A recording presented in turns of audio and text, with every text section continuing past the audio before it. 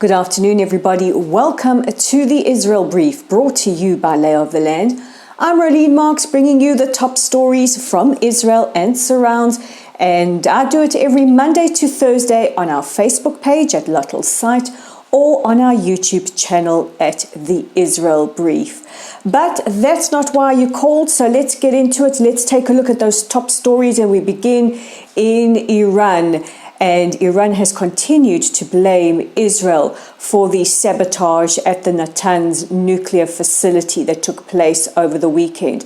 And just a reminder that Israel neither admits or declines any involvement in these kind of cases. In fact, we don't comment on them at all.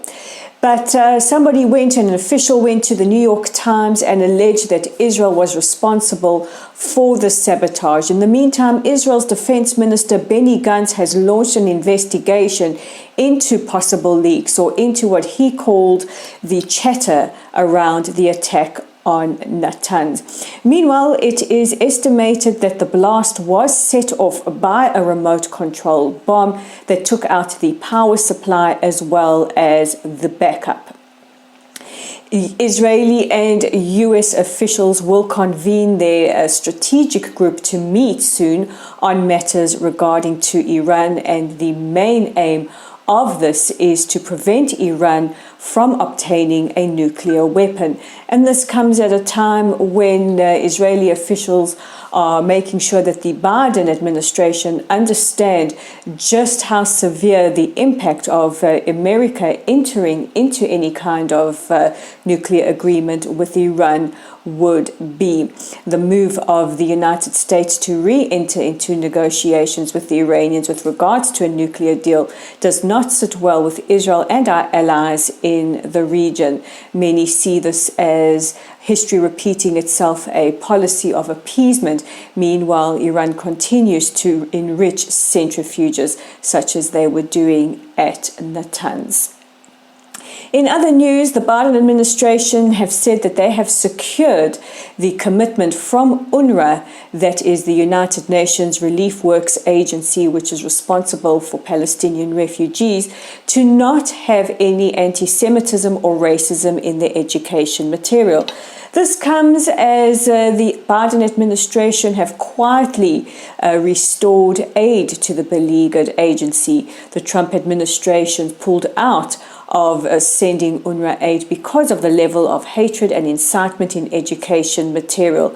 This has been quite controversial over the years. However, they have said that they will see to it that this will no longer happen. And of course, from Israel's perspective, we want to see what we call tachlis. We want to see the proof in the pudding, and that is Palestinian children will no longer be subjected to be educated to hate, and that Israelis will not see the effect of decades of this. Our ambassador to the United Nations and to the United States, Gilad Erdan, released a very strongly worded press release when news of the restoration of aid broke out, saying that this is an organization that is not about looking after refugees. This is an organization that is dedicated to the propagation of hatred, letting terror organizations use civilians as human shields, and propagating a never-ending cycle of violence. So it remains to be seen, and we did have the news last week that lawmakers enjoying bipartisan support in Congress want to see any kind of Palestinian textbooks before they agree to aid. So hopefully this is part of that deal.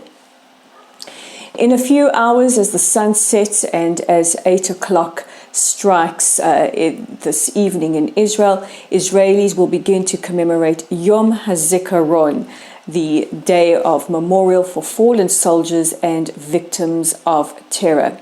The night will start at 8 o'clock with a siren, and a second siren will ring out tomorrow at 11 o'clock and will herald in Yom Hazikaron.